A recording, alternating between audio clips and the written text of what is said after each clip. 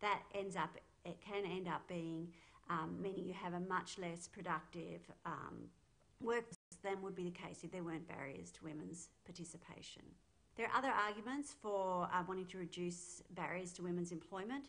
There's evidence that women are working and they're earning more, they have more say in household decisions, and that tends to lead to high levels of savings with positive effects on economic growth, and also to greater investment in the next generation in terms of human capital, both health and education, which also leads to future economic growth. So there are a couple of studies that tried to quantify the effect of gender inequality on economic growth and output. There's one that uses data from 37 European countries and estimates that total output is somewhere between 6.4 and 8.7% lower as a result of barriers to women's entry. And then there's another one that uses data from 7 countries and finds that moving from the country with the lowest value of the UN Gender Inequality Index to the highest value is associated with a decrease of about 4 percentage points in the growth rate. So large negative economic consequences as a result of gender inequality.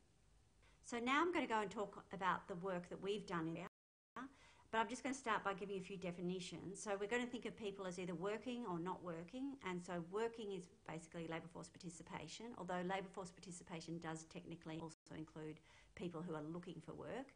And then those people who are working are either working in the formal sector or the informal sector. And if you're working in the sector, formal sector workers, we largely think of them as being wage workers or employees. And informal sector workers we largely think of being as unpaid workers or people who are in employment, in kind of a small scale self-employment. So we're going to be talking about labour force participation, and then we're going to be focusing to a larger extent on the formal. So this first graph just shows you that female labour force participation in Indonesia is low compared to other countries in the region. So we've ranked the countries here in terms of GDP per capita, and you can see that Indonesia, shown in red, has low female labour force participation with about 50% of women working, and it's the second lowest in the region. Malaysia is lower, Philippines is very similar. What's possibly more surprising is that not only is it low, but it also hasn't changed over time. So the red line women's labour force participation in Indonesia from 1990 to about 2015, and it's remained constant at about 50%. And that's despite changes in the structure of the economy, less reliance on agriculture, increasing industrialisation and urbanisation, increases in incomes, and increases in educational attainment and declines in fertility rates.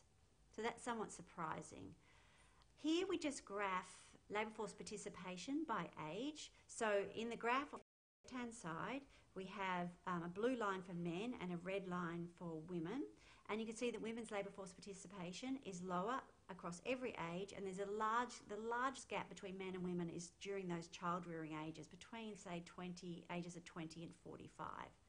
The graph on the right shows the same figures but for married and unmarried women. So unmarried women are shown in red and married women shown in green, and you can see that the age trajectory of unmarried women looks very much like men's. It's a bit lower but otherwise similar, whereas you can see for married women you have a much lower labour force participation during those child